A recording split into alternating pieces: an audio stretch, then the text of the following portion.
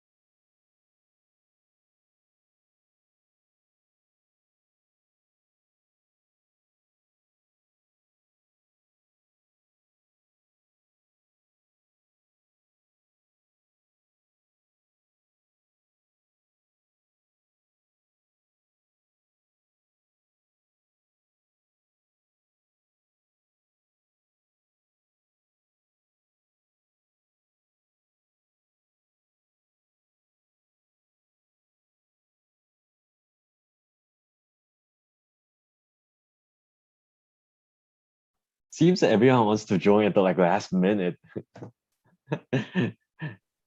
Yep, that's how it goes. Oh yeah, I mean I don't like I started doing homework on the last minute too recently. Look, it's sometimes it's just the way. It's just Yeah. the way it happens. Just the way it happens. Well, by the way, I started streaming a while ago on YouTube, so like, please don't say something that you don't want the world to see or Absolutely. hear. Yep, I saw the notification come up. Yeah. I'm also looking at my phone right now on the like, YouTube to see if it's like streaming well. Yeah, Seems it works well so far. good. Yeah, I've not Yeah. actually used that feature on Zoom before, so this is going to be This is cool. my first time, so like it might crash. We'll see. Well, hopefully their servers will can handle our hour and a half conversation. One would hope. I mean, Mason pays like $15 per month for the premium account because I have the premium account. Right.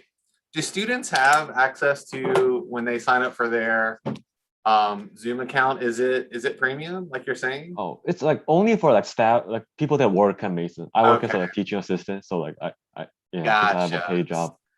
I understand. Because I was having a conversation with a student employee, and I guess I had the assumption that everyone got it, but Oh, not everyone. apparently not. So thank you for confirming that. So I was like, are you sure?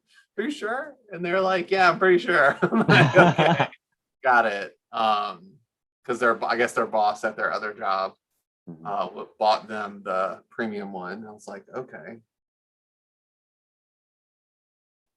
So like oftentimes like when my friend wants to like play Among Us or the birthday party, like I log in and make them a host and then leave.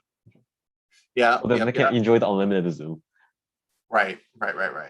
Yeah. Yeah. Okay, hello Jan Jan. I don't know if she can hear. Our audio connected. Hello Jan Jan. Hey, How are you?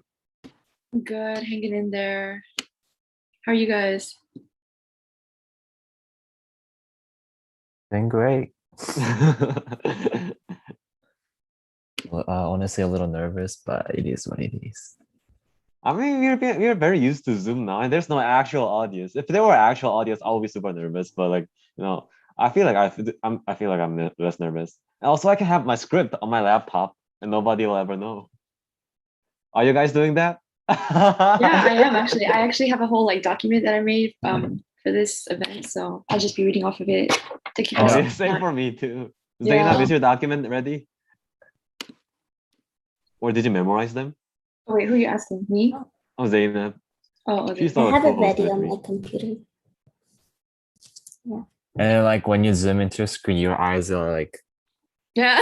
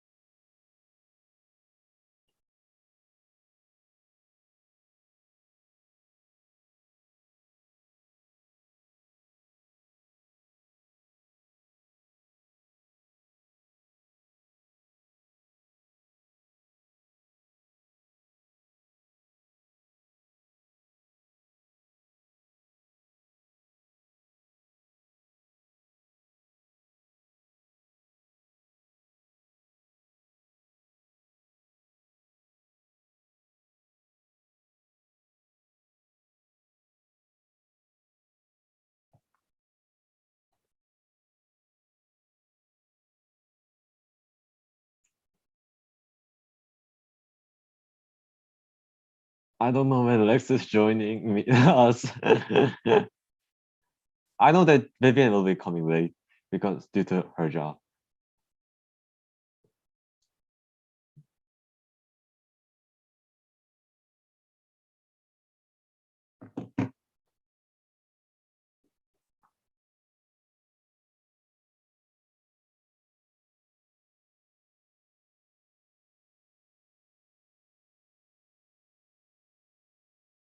So I just emailed like Vanessa this, but I was asking if like we're encouraged to have any presentation, or are we just like expected to speak like this?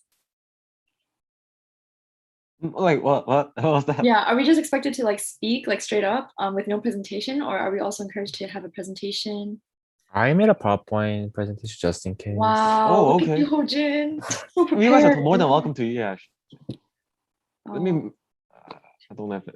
I guess I'll get together something last minute. I don't know. Screen sharing should work. Can you try it right now to see like if it works? Okay. If you click the share screen button, if there's a window pop up. Guess I'll have to paint a picture with my words. I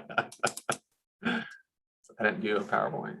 Oh, man, I think you have to make the presenters co-host so that that they Okay. can actually share the screen. Yeah. Oh, thank you for bringing that up early so I can do it right now.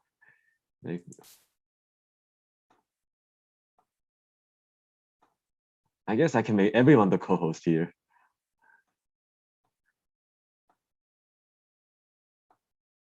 And Zainab, I also made you a host in case like my computer like shuts down suddenly. Then like you can do something.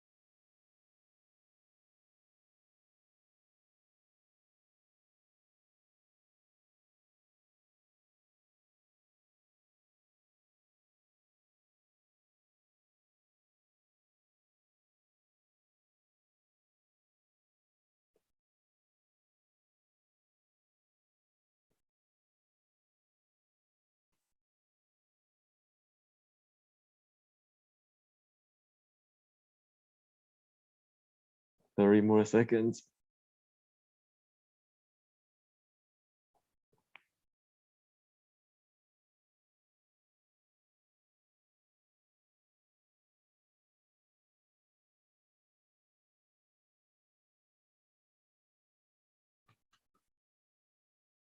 Ten, nine, 8, 7, 6, 5, 4, 3, 2, 1.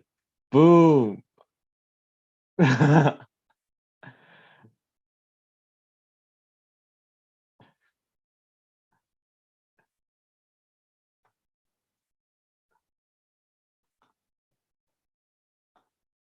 Okay, good evening, everyone. My name is Minko, and I'm the webmaster and a treasurer of First Gen Mason.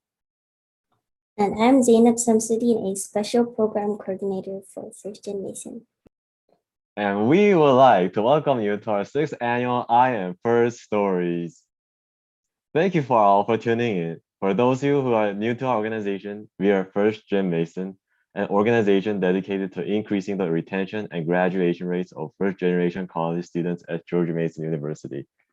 A first generation student is a student whose parents or legal guardians either did not receive or complete any level of post-secondary education, or enrolled at or earned a 2-year degree from a community college, or earned any level of post-secondary education outside the United States. Am F1rst Stories is an annual event where we bring in speakers from all across campus to give us a unique perspective of what it's like to be a first generation student. Tonight, we have 5 amazing speakers who are either first gen students or graduates themselves who all have stories to share about their journey. The theme of I Am F1rst Stories this year is turning our trials into triumphs. Our speakers will be sharing their first gen journey while diving into their obstacles our community has faced during this pandemic and how they were able to use their first gen ingenuity to push through and adapt to those challenges. And now we would like to introduce our first speaker of the night, Josh Kinchin. He leads the LGBTQ plus resources team in Mason's Center of Culture, Equity, and Empowerment, formerly known as ODI. He is first gen from a working class background as well as a Marine Corps veteran. He holds an Associate of Arts in Sociology from Cape Fear Community College and has a both Bachelor's of Arts in Communication Studies and a Master of Education in Higher Education from the University of North Carolina, Wilmington. Josh, take it away. Thanks so much, Min. Thank you so much to First and Mason for inviting me to be part of this this event tonight. I'm really excited to be able to share my story and honored to be able to share it with all of you and be in community. So how my story began as a first gen college student, kind of have to go back a little ways. I took a bit of the long road to higher ed. So I grew up in a suburb of New Orleans, Louisiana called Slidell. So it's about the size of Fairfax, but it kind of looks like Manassas. So working class community, big suburb, no big tall buildings like there are in other parts of Northern Virginia. So my parents were working class. My family's all working class. My parents divorced in ninth grade. And, you know, in terms of my life sort of changed at that point in terms of kind of the guidance and support that I was receiving from that point on. No one had gone to college in my whole family. So my mom had like 3 rules for me. It was like, don't get in trouble, don't get anyone pregnant, and graduate high school. So pretty low bar. I did graduate high school, but because college wasn't really something that was discussed or kind of in conversation in any way, I achieved those 3 things. Did not do those 3 things and did the last thing, and graduated high school to 2.3. So not very competitive, as we now know, right? In college, all the students on this call far more competitive than me getting into Mason with the GPAs that they were able to achieve through high school and other post high school education. So I ended up joining the Marine Corps, the United States Marine Corps, as a kind of an alternative to kind of, you know, prove myself, get away from my community, be able to go off and kind of make a living for myself. You know, working class values of working hard, providing for yourself, and being able to help your family as well. I enlisted as an intelligence analyst. So I graduated high school in 2001. So that's like July of 2001. You see where this is going.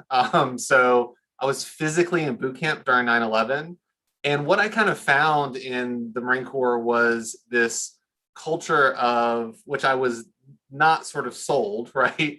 I came out as queer in high school, and my recruiters were awesome. And I was in junior RTC in high school, and it was a really inclusive, fantastic environment.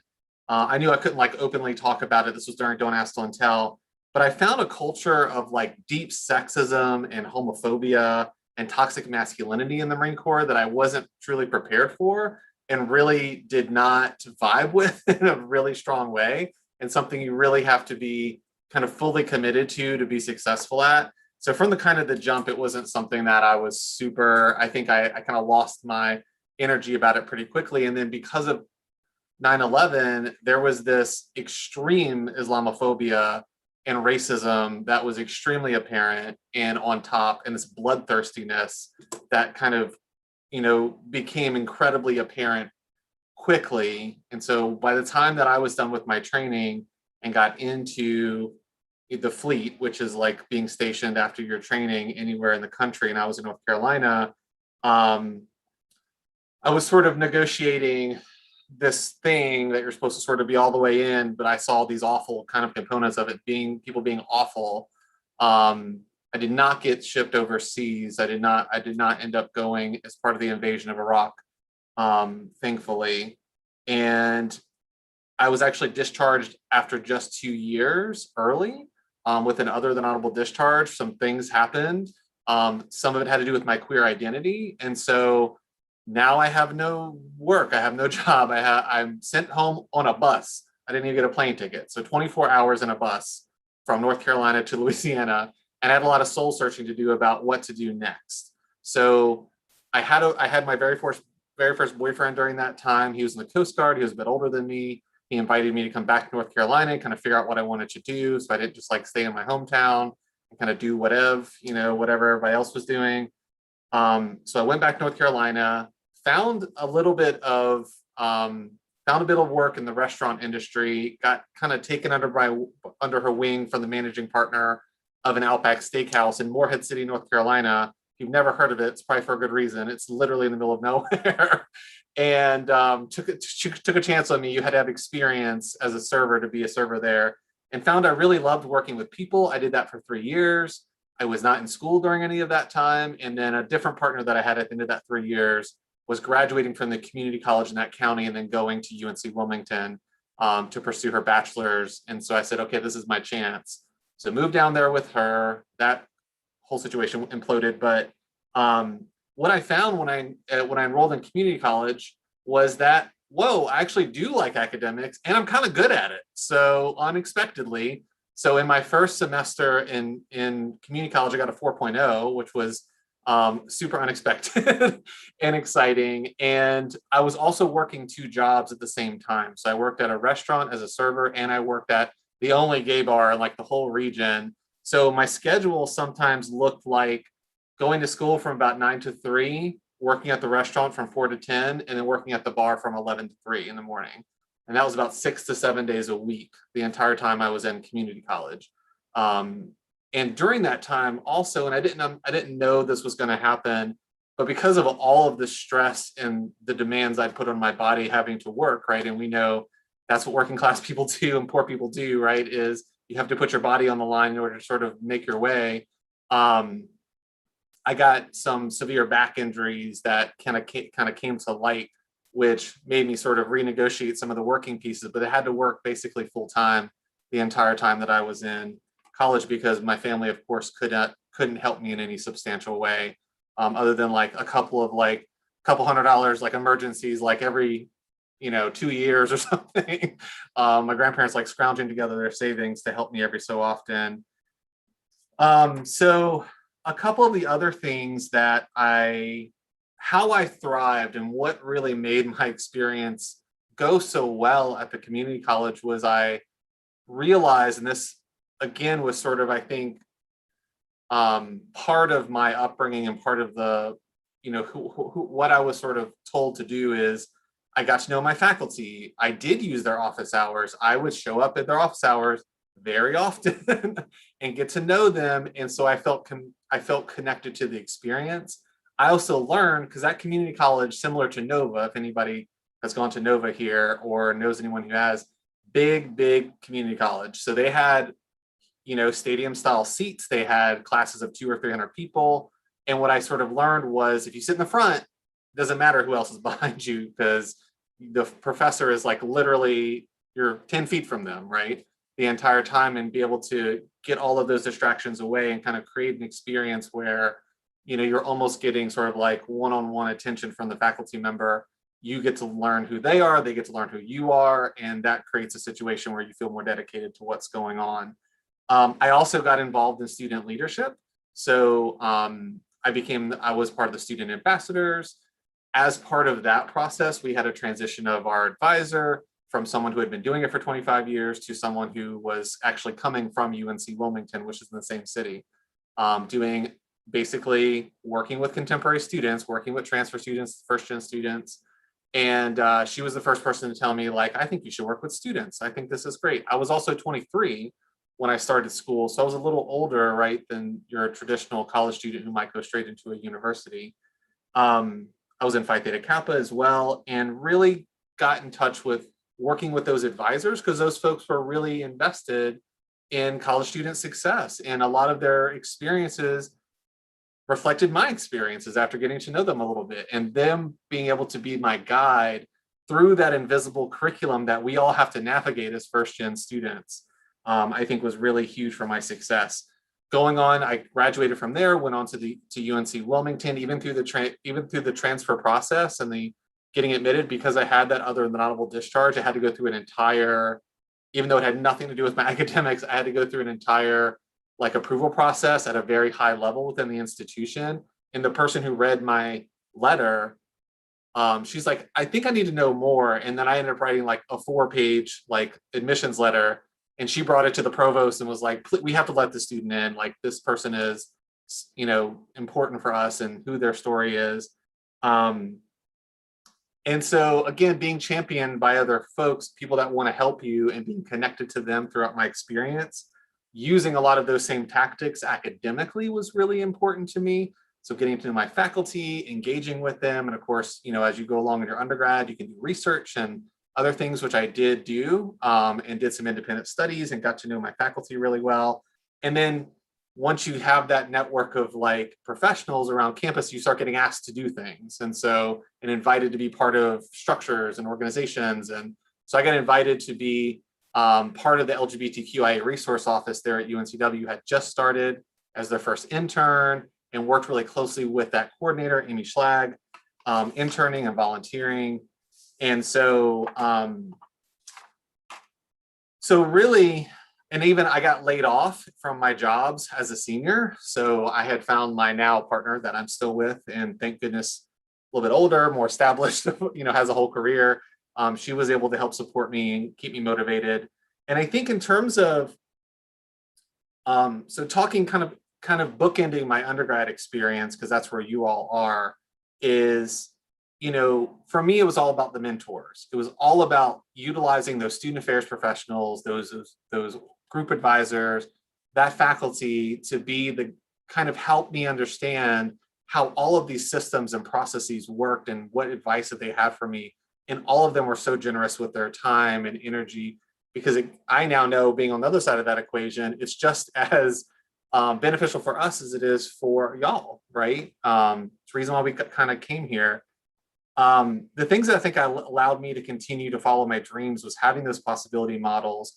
And I think being called to service in this way that I was completely unexpected, being called to work with my own community, LGBTQ folks, and then learning about, as a cis white man, right, having to learn about a lot of systems of oppressions that I had no idea about because I didn't experience them personally, and finding my way of figuring out, in my identities, where's my role in this process, so that I can leverage my dominant identities to be part of the fight for social justice alongside folks that have marginalized identities in these ways.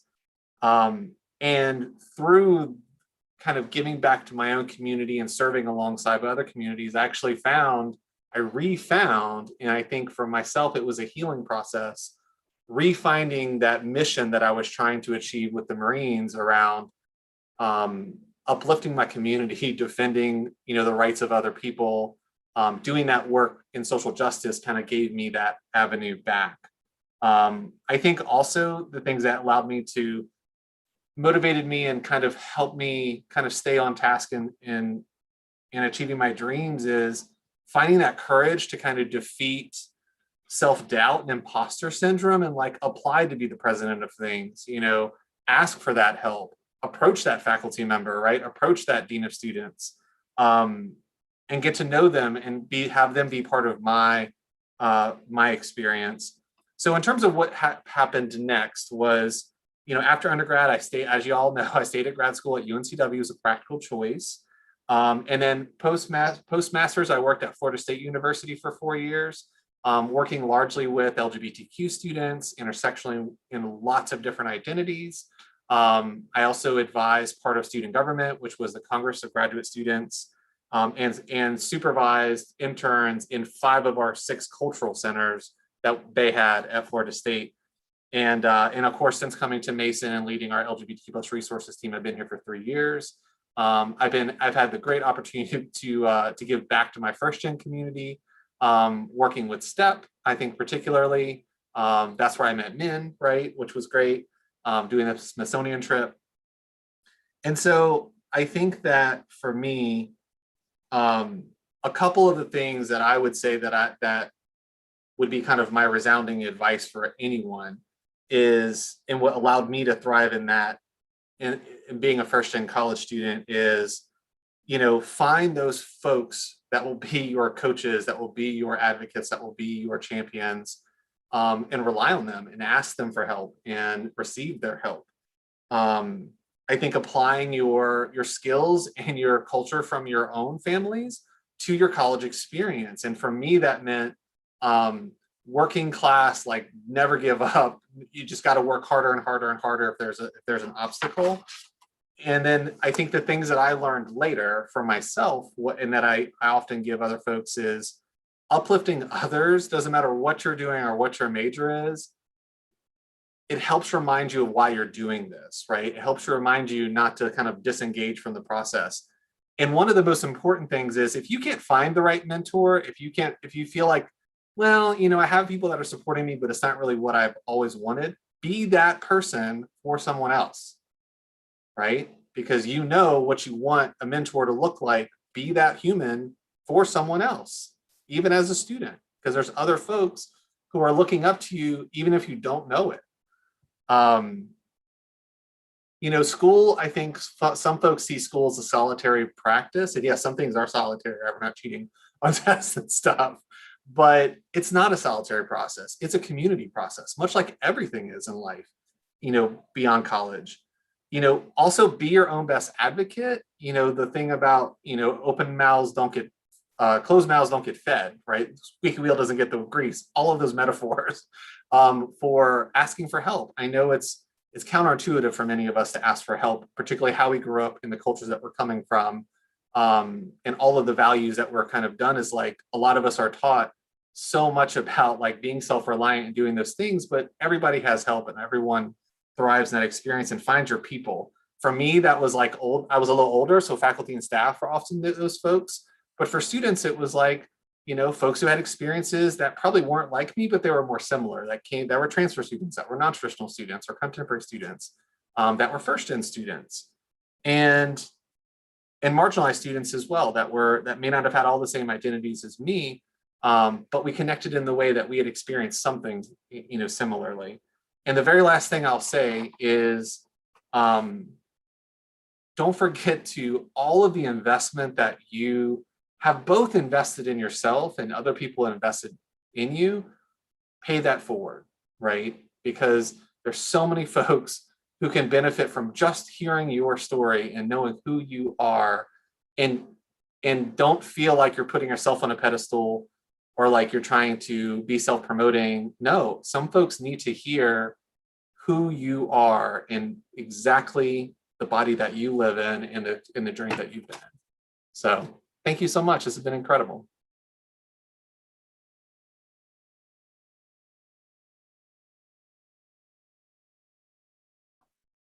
Thank you, Josh.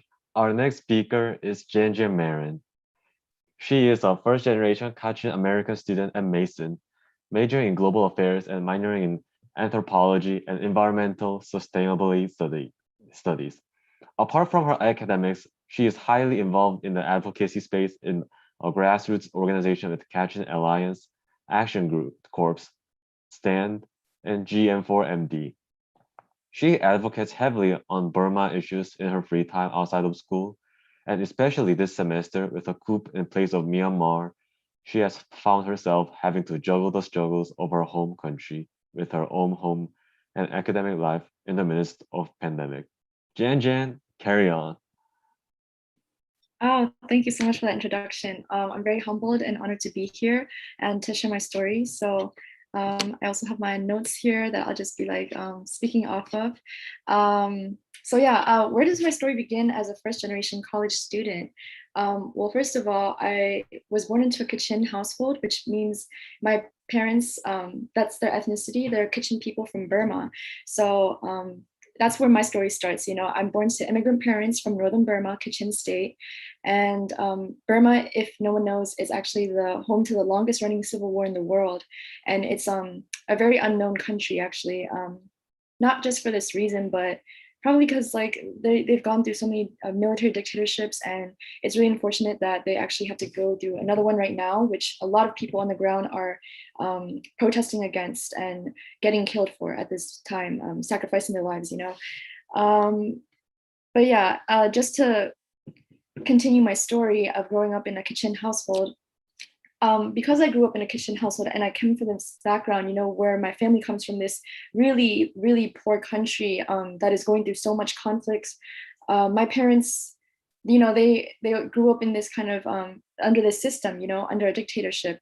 And under a dictatorship, they don't have really good education. They don't have the opportunities to, just like pursue their dreams as we all do here in America. So I grew up knowing that I would use my education to go back and make Burma a better place. That was the number one thing. Like that was pretty much everything that my parents instilled within me, and even my family, distant members also. Everyone was like, okay, you're here, you're in America, you're here to study, get the best education you can, and you're going to go back eventually to make Burma a better place.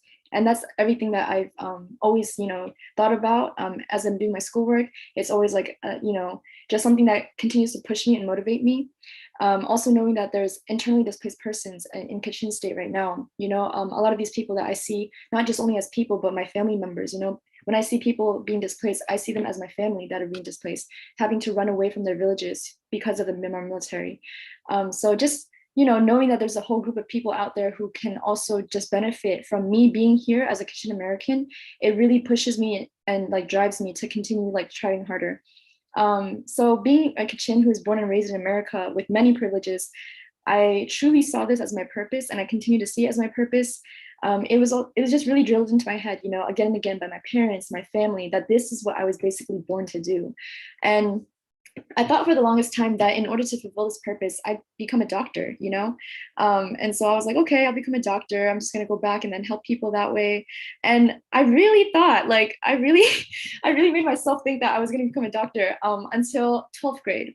So 12th grade hit, and I went through this really terrible event where, you're taking the SATs. I was going to take it for my second time, and something really bad happened where, my score was at risk of getting canceled or something. And so it was a really unforeseen curveball. And leading up to that point, I feel like my mom had really pushed me, to try my best, and she actually didn't even let me go anywhere because she wanted me to ace this SAT test, like to the max, and I remember like even wanting to go to movie theaters, and like my friends would be like, oh yeah, like they had to beg my mom to let me go out. But yeah, just to give you an idea of how strict my mom was on me, just so that I could pass this test, like, with high scores. I think that kind of pushing me like to the brim really kind of also factored into like this issue that occurred for me. But yeah, it just was a terrible event that really broke me to my core, and it shattered my reality, and then it started getting me thinking, I was also just very drained, like I said, my mom had pushed me so hard to that point. And so at that point, my future felt like it was at stake. I thought I actually wouldn't make it into college anymore because my score was at risk of getting canceled. I did my best on that. I knew I did best, like better than my first time. And so I just thought I wouldn't make it into college anymore, or at least a decent one, And I felt like I worked too hard to even be going into community college, if the score wasn't going to go through. And so I felt like I didn't even deserve to be experiencing that situation. And so I started really questioning why this was happening to me. And I started blaming my cultural upbringing for it eventually somehow. And I started thinking, oh, like, if only my mom had allowed me to go out more often, hang out with the American kids or whatever, like, or just like not had sheltered me as much, maybe I wouldn't have had to, look at the SATs as something like a, make it or break it moment. So yeah, I just really started thinking, like getting bogged down by the fact that my cultural upbringing was just in clashing with like, this American identity / culture at hand. And so in addition with that, some of the challenges I've had to overcome was the communication skills, overall. So that's another reason why I started blaming my cultural upbringing, because I was like, okay, if my mom had let me go out more often, maybe like I would be more savvy, in English or something like that. And then I didn't really know how to put my thoughts into words back then, which is a big struggle I had. And this particularly led me to struggle with writing essays because, again, I just didn't know how to put my thoughts into words. And so I also just didn't really know when to ask for help. Like I was kind of afraid to reach out, I guess, or like I would tend to clam in when I was struggling. And shout out to a professor, EPEC in particular at Mason. She helped me to realize to start doing this more often rather than shutting off, which is what I tended to do. But yeah, so with that, the identity crisis, going back to like that 12th grade issue, this identity crisis, I think it mostly exposed itself in 12th grade, when I started questioning my cultural upbringing and everything.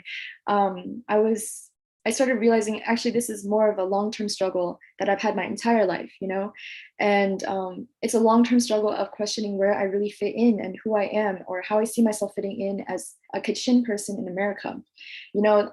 Just to give more context, there's no other Kachins anywhere else around me besides my cousins and my siblings here, and even as an Asian, I felt like other Asians were just not familiar with my cultural identity as well, So like it's something else to be like Chinese or Korean or Taiwanese, because like everyone recognizes that, like, oh yeah, yeah, we know your country. But then when I bring up Burma, everyone's just like Vermont, like Bermuda, like what, So it can be really confusing, and just like having that like feeling of kind of being invisible in a sense to other people was also kind of something that I struggled with growing up. And so there's this cultural isolation, just to get to the point. And just to summarize, I really just saw my cultural upbringing as a setback, but little did I know that it was actually going to be a set up later on. So now I'm going to move on to the question of how has being first gen affected me during this pandemic. Being first gen has affected me during this pandemic by making me perceive simple distractions at home as stressful situations blown out of proportion, because it's taking away because I see it as taking a very valuable time from my studies or hindering me from reaching academic success. But yeah, I'll also talk more about like how my setback became a setup. It's particularly relevant to what's happening right now in Burma, because my journey into advocacy actually began around 3 years ago, 2018. And when this military coup hit, I just saw myself getting dragged more into it like a vacuum. And yeah, so that's exactly how being first gen has affected me during this pandemic. Being a first gen in a family in particular that comes from Burma is a different story then, like, I mean, even more like just a nuanced story where the military coup has taken away a lot of my time in general, and it's like allowed me, it kind of has taken away my time to focus on my studies as well. But using all my privilege as a first gen English speaking American student and citizen to support Burma's fight for federal democracy is like everything that I can give at this point at the same time, so there's like this give and take going on. And because of this situation, if I look back at what happened ever since February 1st, when the military coup first happened, it's been a blur, because I feel like I've just been on the go, on the run, like every single time. There's campaigns going on all the time. And the GM4MD group that I somehow co-founded with these other friends, it just emerged out of nowhere. Like it was just on the spot, it was nothing that I planned for in advance.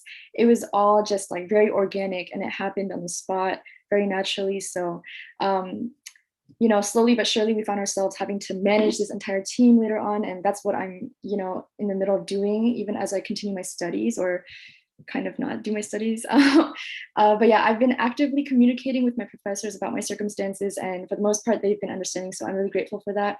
I also reached out to CAPS, who have been really helpful to me in getting me to understand what my options look like for the end of the semester, considering my circumstances, and looking into stuff like, what's it called? What an incomplete may look like, if I may even get it incomplete, or how would this factor in with the COVID options that they're already giving to students.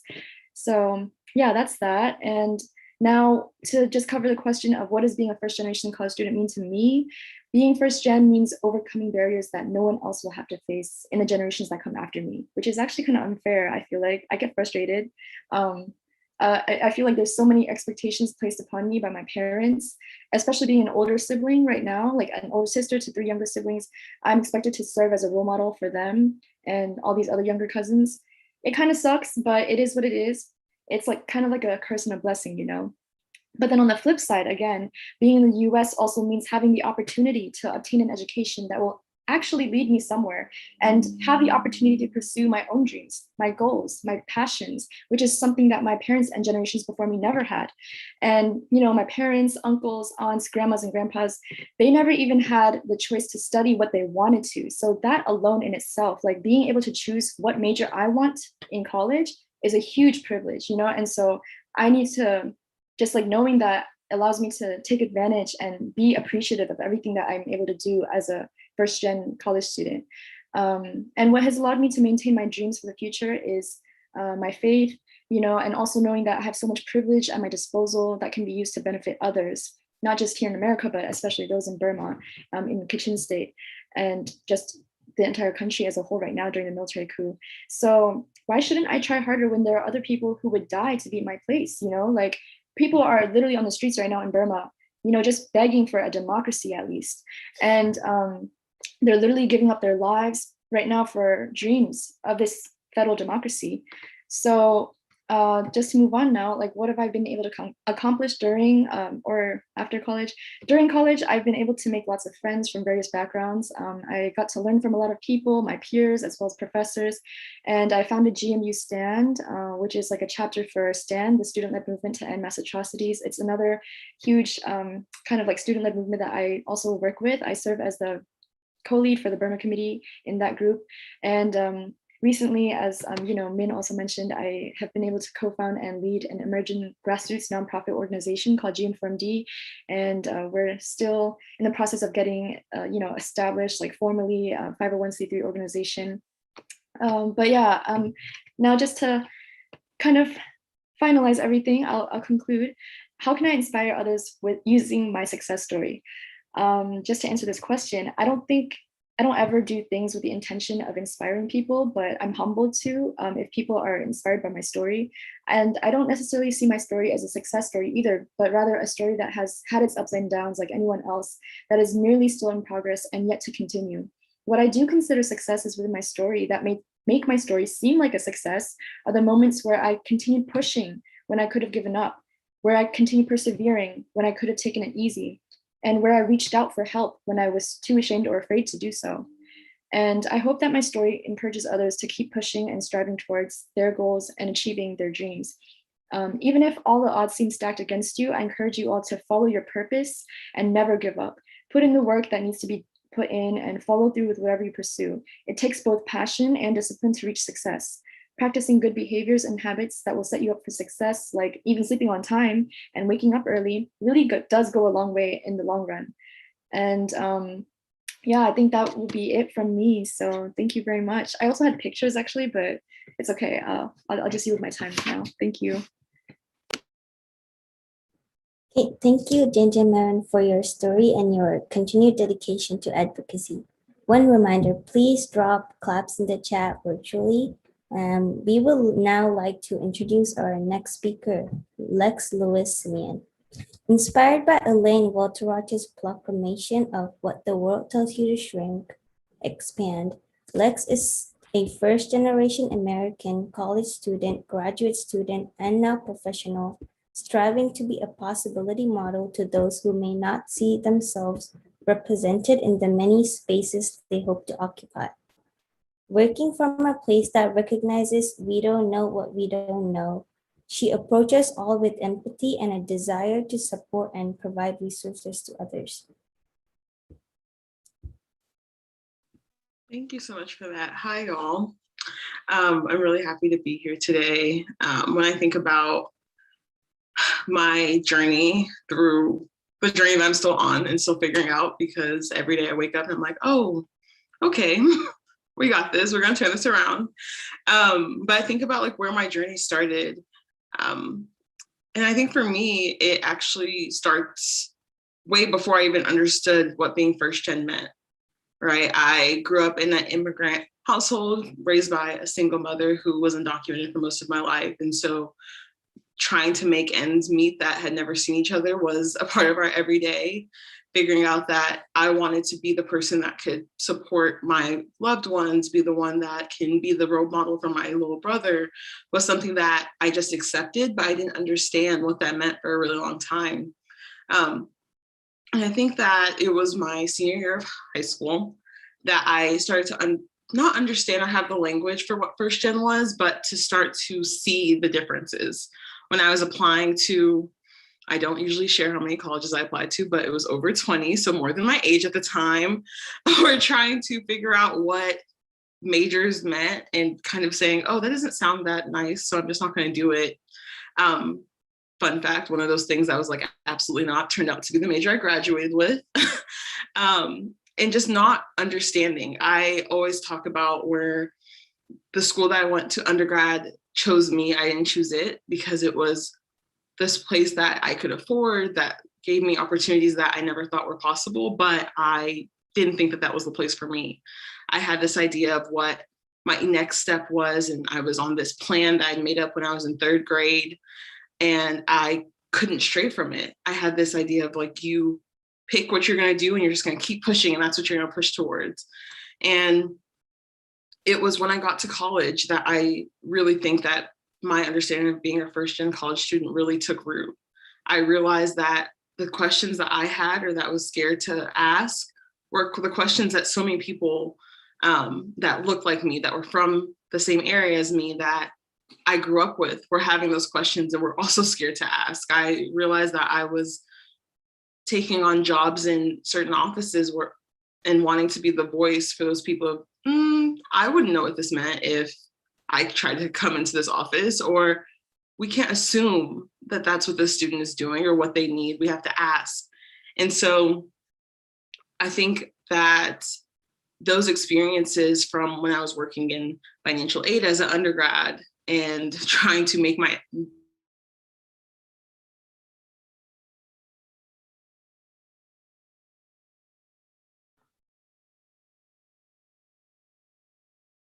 Is she freezing only on my side, or is it from everyone? first-gen students. I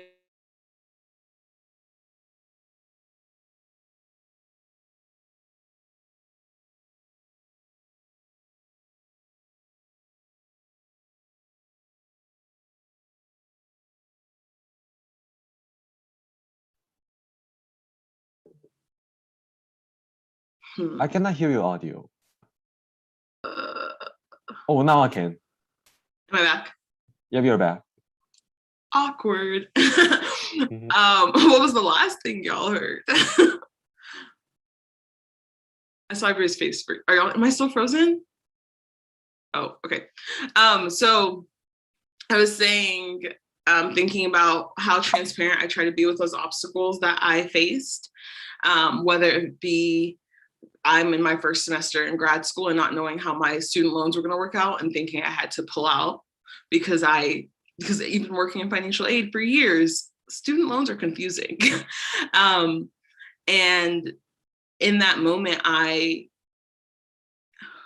really thought that there was no other option. There was no way I could figure it out or make it through. And that was probably one of the biggest moments that I really started to lean on my community. Going into grad school and being a first-gen student was a completely different experience than being an undergrad. I thought that, oh yeah, I have this figured out. I did it the first time. Nope. Was still confused, still trying to figure out the workload.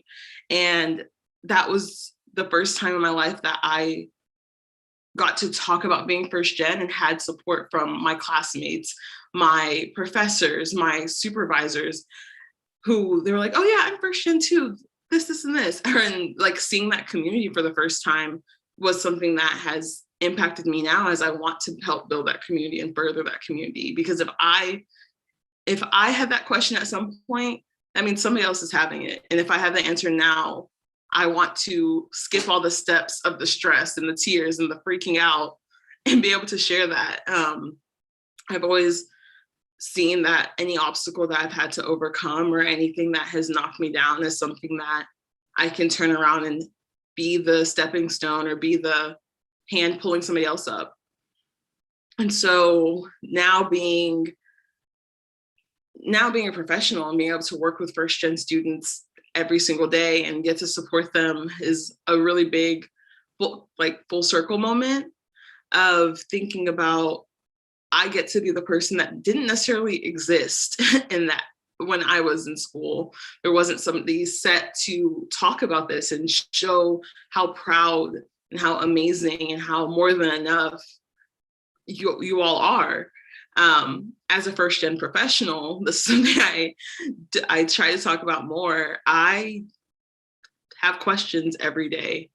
Josh can attest to all the things that I've asked him of, I don't know, I'm still figuring out how to adult, figuring out what working full time means and what the lingo and the HR stuff and retirement, like all of these things that that wasn't a reality when growing up, not just being first gen, but when I think about how socioeconomic status plays in, how documentation plays in. I grew up in a household that was below the poverty line, and my mom didn't even understand or start paying into any kind of retirement until now, as I've started. And so understanding that being first gen is such a salient identity and shows up in so many different ways, and that it's still a strength. It's still a source of, I'm the first, but I'm not going to be the last. I am doing this and showing. So there's somebody looking up to you that's seeing what you're doing, that sees themselves in the work that you're doing, that sees themselves in the accomplishments that you're accomplishing. That was very repetitive, but and that's what kind of pushes forward, because there isn't a moment where it's like, oh yeah, doesn't matter anymore, no big deal. Being first gen is something I talk about probably once a day. All of my friends have heard me talk about it. All of the people I work, like, it's a part of who I am and a part of what I'm proud of. Now, during this pandemic and working to support students, I think that my own experiences really play a role in how I approach others with empathy, how I approach problem solving in a way of being proactive, because it's hard. It was mentioned, it's hard to ask for help. It's hard to say that, okay, I cannot, SOS, I need help. That's a hard thing to do. And if there's any way that I can take that first step and alleviate the burden of having to ask for help, that's kind of how I approach the work, how I approach supporting students in general, but especially first gen students. I want to be thinking about the issue that you might run into 2 steps from now, so that you already, something happens, I'm here. I have whatever you need and I'm here to give it to you. And so I think that's how I don't think that it's a difference. Like, I think I try to be proactive in that sense always, but right now, as we're going through multiple pandemics, as we all need more and more grace and more support, I try to walk in that empathy and walk on that journey of making sure that I'm validating and supporting others as holistically and as wholeheartedly as I can. And I think that for me, I'm still a work in progress. I don't want to say that my success, my quote unquote success story, as an inspiration for others. I'm very much figuring things out, still learning every single day, having missteps, having days where I'm literally running around in circles, trying to make everything fall in place. But I see myself as showing that there's so many possibilities. There's so many ways that things can go, and it might not be what you thought. At 9 years old, I said that I was going to be a rare pediatric geneticist, and I was going to go to med school and this school and all these things. And I majored in sociology, got a master's of education, and I work in student affairs. If you told me years ago that that's my path, even when I was a senior in college, was when I decided to go to grad school, I would have said, oh, that's a turn.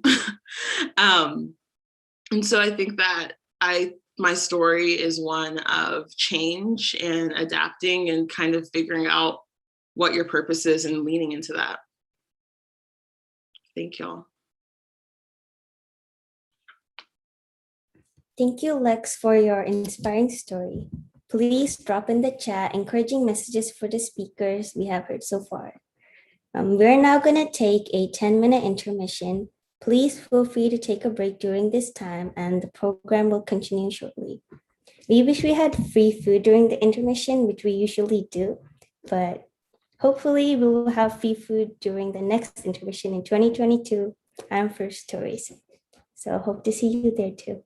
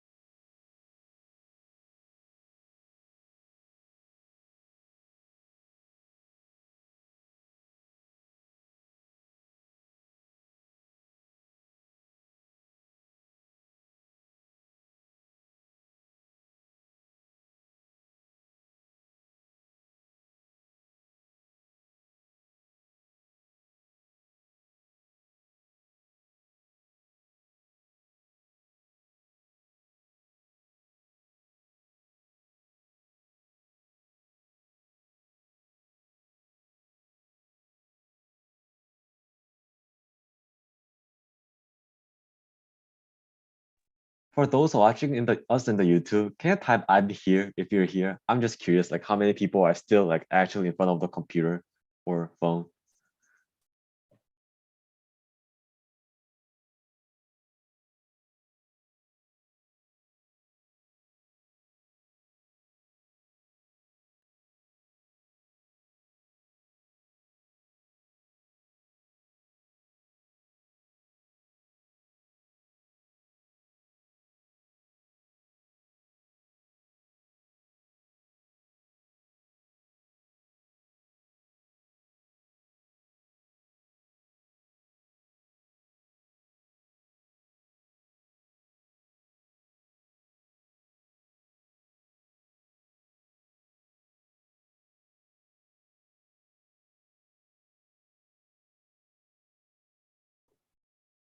There's a lot of people. That's good.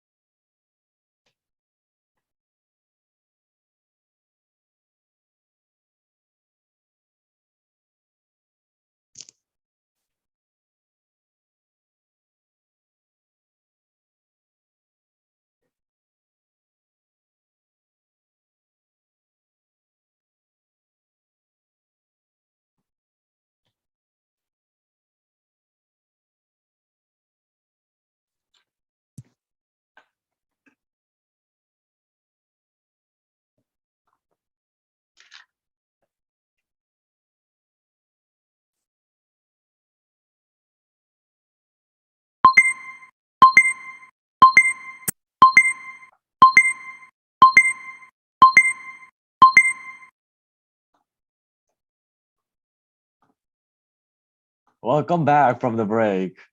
We hope that you enjoyed the program so far. Can everyone like express what you did during the like past 10 minutes, like with emoji in the live chat by using emoji? And we have two more speakers who will be sharing their stories on this year's theme means to them. We now like to introduce our next speaker, Hojin Kim.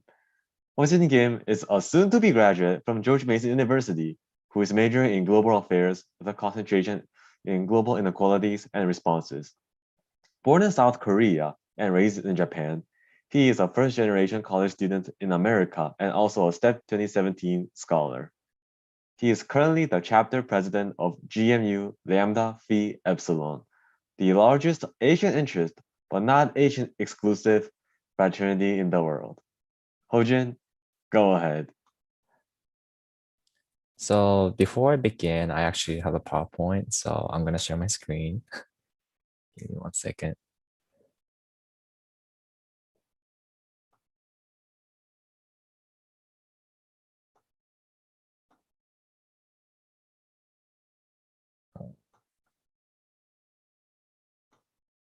All right, cool. So hello, thank you for the introduction, and thank you so much, First Gen Mason, especially my friend Vivian here, aka the current president of First Gen Mason, for nominating me and asking me to be one of the speakers. And I feel very honored to be here. Today, I'd like to share my personal story as a first generation college student and how I cope with COVID-19 in the past year, as well as some of my personal advice that I'd like to give to the audience. So I'd like to share with you my brief background information. So I was, like the introduction, I was born in Seoul, South Korea in 1998.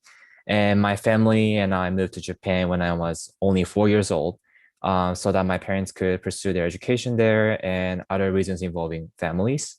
And then in 2012, in the middle of my 8th grade, I moved to the United States to seek a better career opportunity in the future, since my family and I were living in Japan only with a visa, and obtaining permanent residency was nearly impossible there.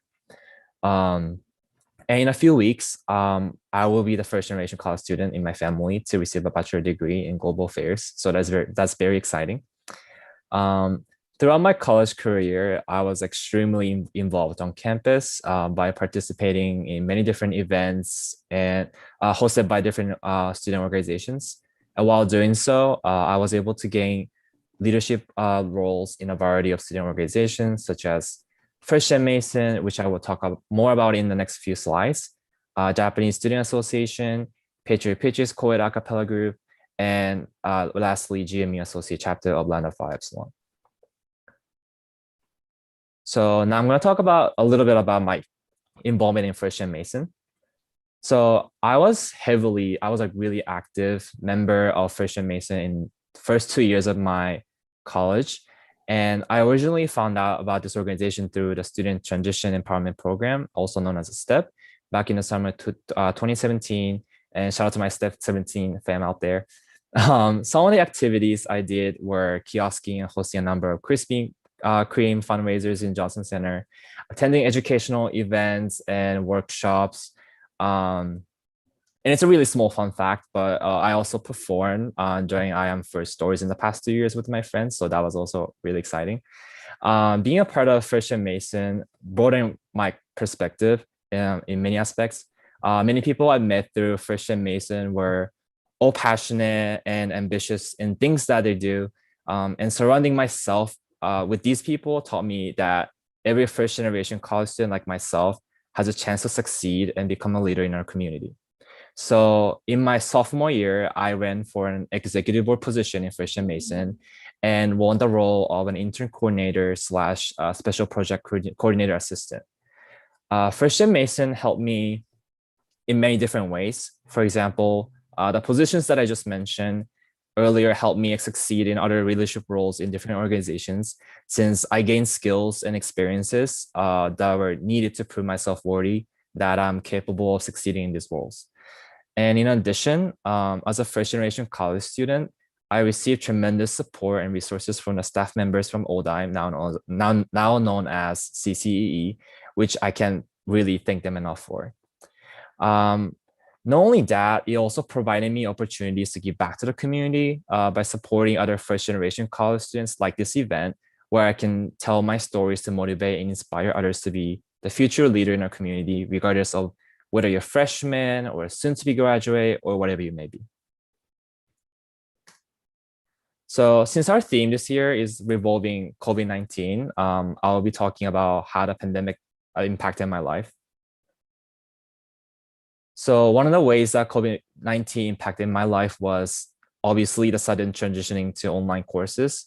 For a person like myself who prefers synchronous in-person lectures, it was extremely hard to navigate through online lectures in terms of my motivation, especially. It was as if I just didn't feel like the need to like attend lectures. I just felt like I could just complete assignments in last minute. And that was really not the right mindset to have, obviously. Um, and if it wasn't for the pass and fail options, I would have barely made out of the spring semester last year, I would say. The second point is statewide stay home order, and that was another challenge that I faced. My mom actually owns a small business, and we faced a big financial damage because of the lack of customers for an obvious reason. We also did not know about loans and grant opportunities for small businesses in Virginia until it was too late.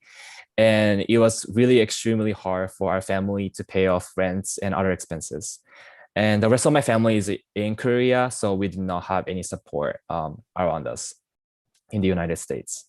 COVID-19 also affected my mental health because an extrovert like myself was really hard to stay motivated to do anything, especially schoolwork, like I mentioned earlier. When I was like away from all my friends and we could hardly see each other to do activities together. And finally, the increase in the number of hate crimes against Asian Americans. This made my mom and I become more paranoid because we were surrounded by these like negative thoughts that there could be a chance that my mom's store can get vandalized. There could be a chance that like we could get assaulted just for being an Asian, like just by walking out on the street, which made us extra careful to walk around the area. And now I'm going to talk about the main part of the presentation, which is turning your trials into triumphs. And I will talk about how I overcame these challenges I just mentioned. Oops. Okay. To cope with the feeling of isolation, my friends and I created our own Discord server to keep in touch. And although the options may seem very limited, there's a lot that you can still do virtually, whether it is playing online games or watching movies together. COVID-19 also helped me to push myself to be more productive. And the things that I originally didn't have a chance to, using like free extra time by not commuting to campus like I used to do every day. For example, I found an extra like part-time job to earn money. And I also got my driver's license last month. I also did a remote internship last semester, which was a valuable experience. In terms of the Stop AAPI hate movement, which is still ongoing, the GMU and UMBC chapters of my fraternity collaborated, and we raised money to donate for a good cause. I myself also hosted an event with our sister organization to raise our Asian awareness, and we educated the public about the contributions of Asian cultures to a modern society, which is rarely talked about in our education. So now I have shared all these points very casually, but it was obviously not an easy thing to do so. What encouraged me to do is the idea to take every opportunity possible. So since I came to Mason, I've always had this mindset that I will get the most out of everything from my college experience because essentially my parents are working hard to pay for it. Even during these difficult times, I felt the urge to do something rather than laying on my bed and hoping that something good will miraculously happen. Throughout this journey, I have made some mistakes, but I try not to regret those decisions I made in my life because I believe that every moment counts as an experience to become a better person and leader. And I also believe that everything happens for a reason. So the moral of this story overall is seize every opportunity possible. Positivity is a key to your success during these difficult times. And of course, turn your trials into triumphs. So thank you so much for listening to my story. Thank you, Hojin, for sharing your story. Our last speaker is our current first-gen Mason president, Jo Vivian Yu. She is currently a senior at George Mason University, majoring in health administration with a concentration in health informatics. She is also a part of Sigma Psi Zeta Sorority Inc. and has been a part of First Gen Mason since her first year at Mason. Vivian was a part of STEP in 2017, a program that promotes first-generation success to incoming freshmen, and then continued to work with the program for 2 years as a mentor and program coordinator.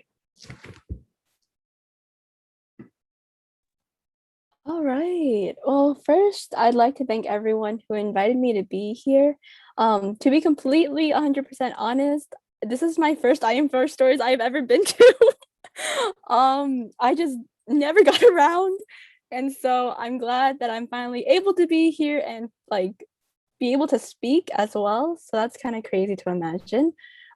This has truly been an honor to not only be able to listen to everyone's stories here, but also share with you all my stories and experiences as a first-gen college student. For those who kind of don't know me, I'm Vivian. I'm, again, the current president of First Gen Mason and a senior graduating in a couple of weeks. I have been with First Gen Mason since my freshman year, and I've worked with some amazing people and had opportunities within the organization. When I first heard about this year's theme, it made me think about a lot of topics that I could talk about, but it specifically reminded me and like I wanted to share more about how the pandemic has affected my life as not only an Asian American, but as well as the intersectionality of being first generation. I was very fortunate to be able to stay in school and hold my job, but a lot of personal things that I had been avoiding while being physically in school had resurfaced.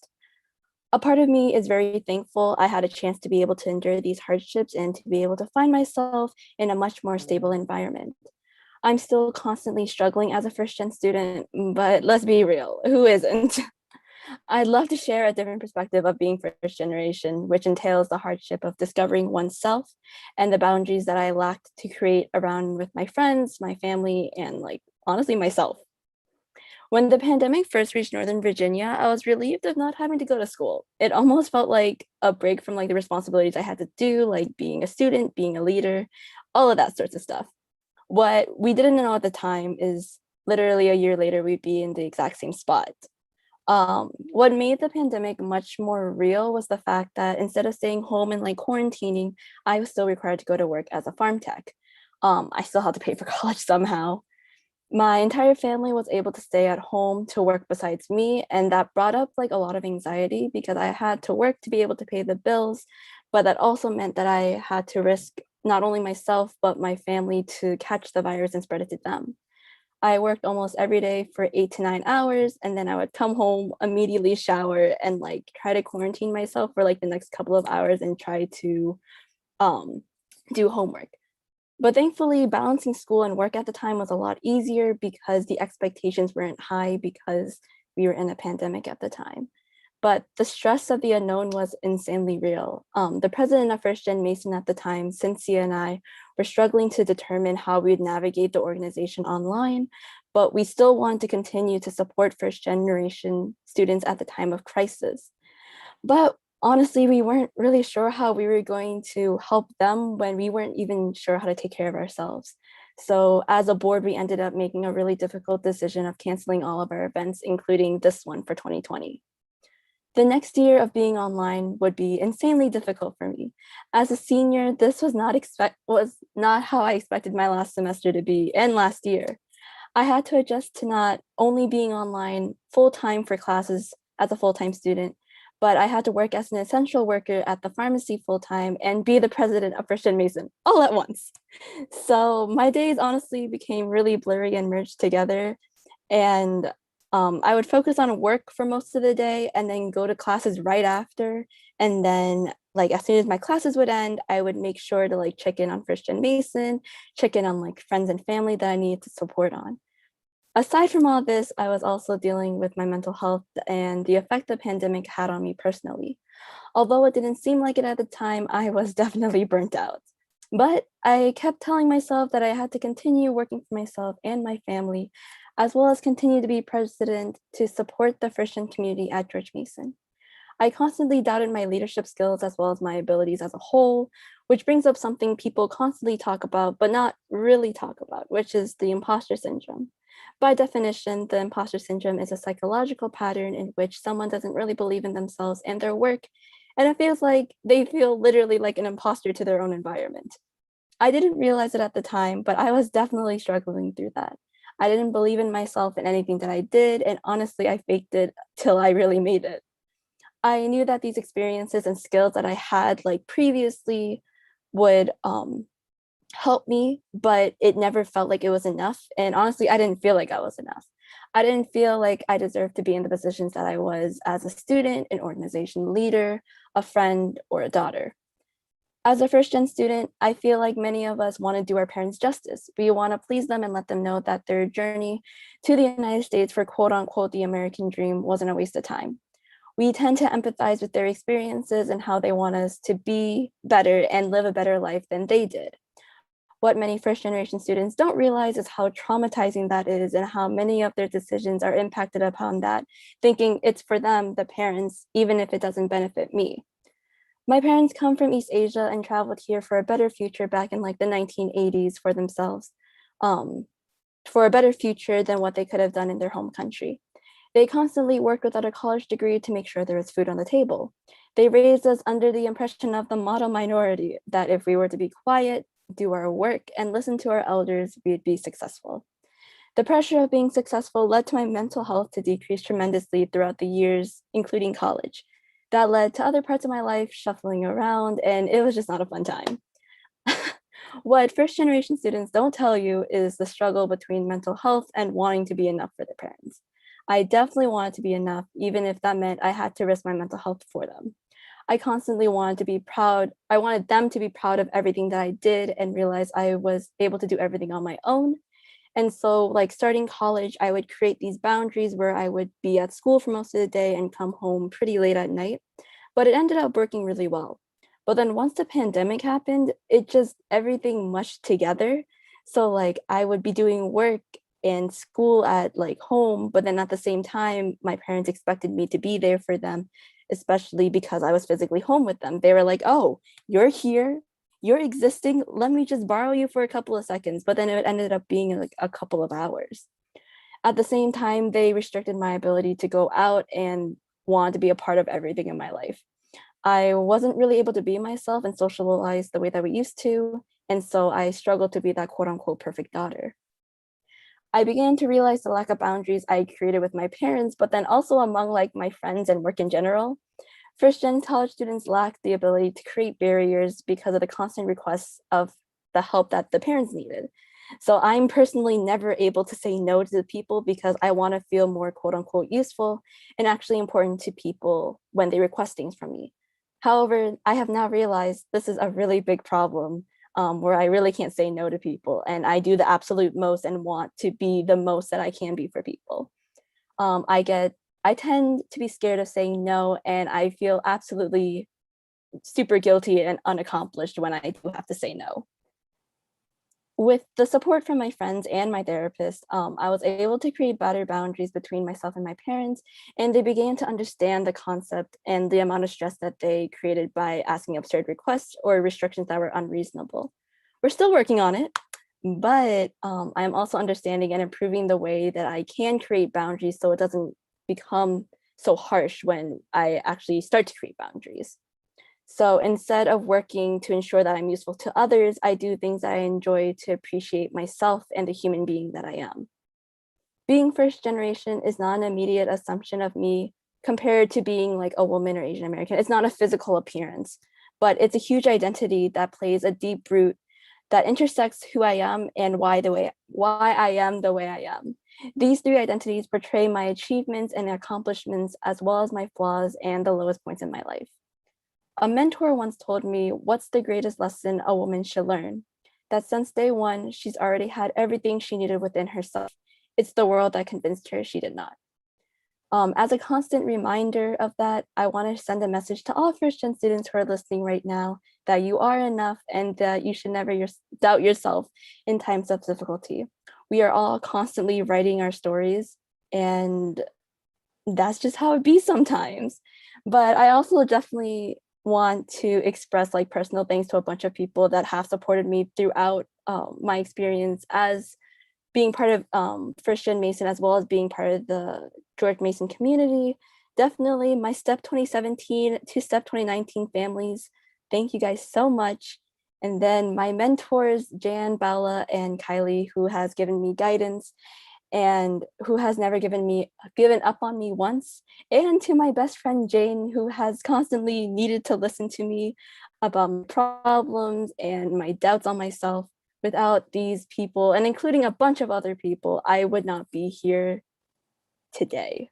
So thank you to everyone, and thank you for taking the time out of a Saturday evening to listen to all of these amazing stories, including mine. Thank you so much, Vivian, for your continued first-gen advocacy and everything you've done for this organization. The legacies you made in FGM for the past 4 years will remain in first-gen Mason's DNA forever. We would like to thank all of the speakers for taking time out of their busy schedules to tune in tonight. You're not just leaders here at Mason, but trailblazers for your families, in your workplace, and in many other areas. You have created a legacy for the rest of us to follow so that we can do the same for our peers and the next generation of college students to come. Again, thank you all. Glad you do. But don't leave yet. We have one more thing. Zainab, take it ahead. We would now like to close our event by presenting the First and Mason Executive Board for 2021 through 2022.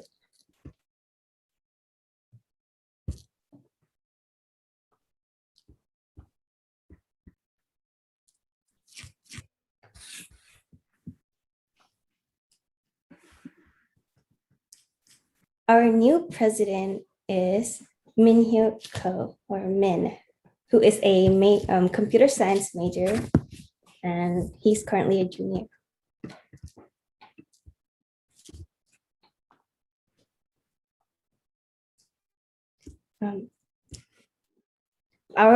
We have two presidents this year, and our co-president for this year is Star Pierce.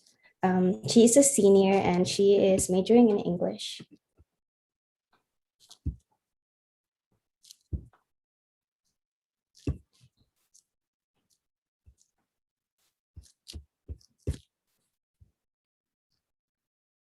Our vice president for this year is Aisha Warai. She's a junior and she's majoring in IT.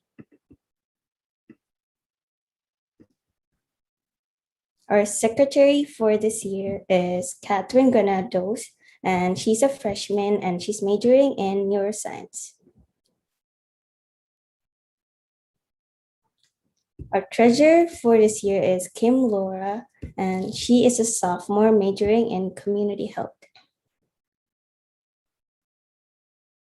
Our social chair for this year is Katie Holiday. He's a freshman majoring in IT. Our webmaster for this year is me, Zainab Zamsuddin, and I'm a freshman majoring in graphic design.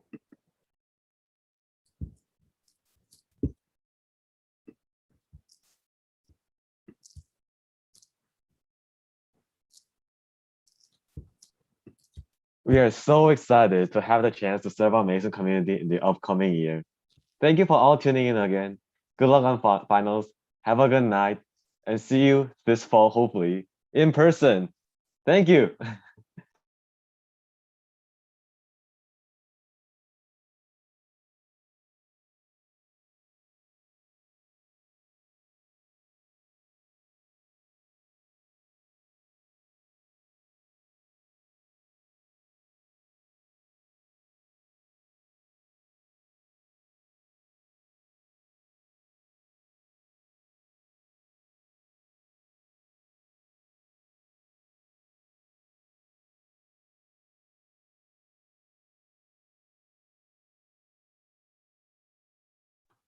Oh, that was a good moment of awkward silence. So like that concludes the 2021 Am F1rst Stories during the almost end of the pandemic. Thank you for all the people presented today. Thank you so much. I know there was, we wish we had a real audience in front of us, but yeah, the pandemic. Night, y'all. Good job, y'all. I'm so proud of you. Good job.